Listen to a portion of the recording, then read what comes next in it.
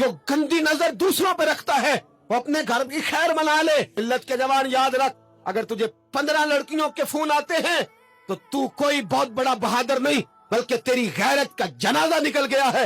और अगर तू डट करके कई लड़कियों से बात करता है तो फिर तू गिर गया है, फिर तू गंद में मुब्तला हो गया है, फिर तूने गलाजत के साथ अपनी आंख और अपनी जुबान को भर लिया है।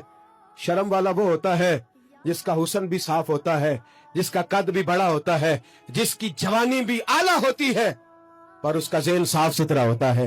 वो मिल्लत की हर बेटी को बेटी समझता है, हर बहन को बहन समझता है। हर पाक दामन औरत के साथ जब वो देखता है तो उसे माँ की नजर से देखता है।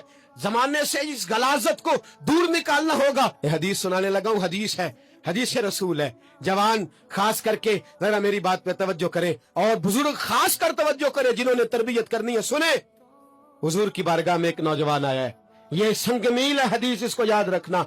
अर्ज की, हुजूर मैं सारे गुनाह छोड़ सकता हूं, जिना नहीं छोड़ता। हुजूर मुझे जिना की इजाजत होनी चाहिए। मेरे हबीब ने थपकी दी, बिठा लिया। मैं कहता हूं हुजूर ने गुनाहगारों को मुआशरे से काटा नहीं, उनकी तरबियत फरमाई है, उनकी तरबियत फरमाई है, उनको करीब फरमाया। मेरे हबीब करीम सल्लल्लाहु अलैहि वसल्लम ने फरमाया इधर आ, बैठ जा। बैठ गए। हुजूर ने फरमाया तू पसंद करता है तेरी माँ के साथ कोई बदकारी करे? हुजूर नहीं। फरमाया तू पसंद करता है तेरी बेटी के साथ कोई बदकारी करे? या रसूलल्लाह मैं आंखें निकाल दूंगा।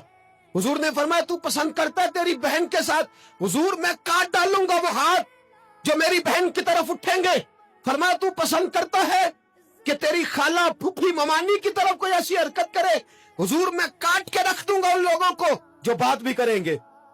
मेरे हबीब ने फरमाया अच्छा, जिसके साथ तू बदकारी की इजाजत मांग रहा है वो किसी की मां नहीं लगती, वो किसी की बहन नहीं लगती, वो किसी की बेटी नहीं होगी?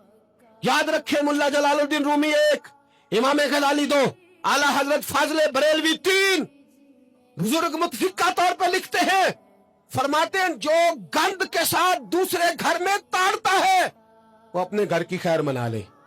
जो गंदी नजर दूसरों पर रखता है वो अपने घर की खैर मना ले। इसलिए कि जो जुर्म वो किसी के खाते में डालेगा वो सजा बन के उसके घर की तरफ लौटा दिया जाएगा। जो बदकारी वो किसी के खाते में डालेगा वो सजा बन के अल्लाह उसके घर की तरफ लौटा देगा। अगर अपने घर को पाक रखना चाहते हो तो दूसरों की तरफ पाक नजर रखनी शुरू कर दो। अगर चाहते हो कि तेरा घर अजीब मामला है ना, बेटे को तो पसंद की शादी की इजाजत है तो बेटी को इजाजत क्यों नहीं? अगर तेरा बेटा पसंद की शादी करेगा तो याद रखना, फिर जब किसी की बेटी ये लफ्ज बोलती है फिर इज्जतों के जनाजे निकलते हैं, फिर उरियानी फहाशी का जो है वो कलक लगता है माथे पर। फिर याद रखना चारों जानिब से रुसवाइयां तेरा नसीबा होती है। अगर तू बेटी को रोकना चाहता है तो बेटे का हाथ पकड़। अगर तू बेटी को साफ रखना चाहता है तो बेटे को शर्म हया की चादर उड़ा।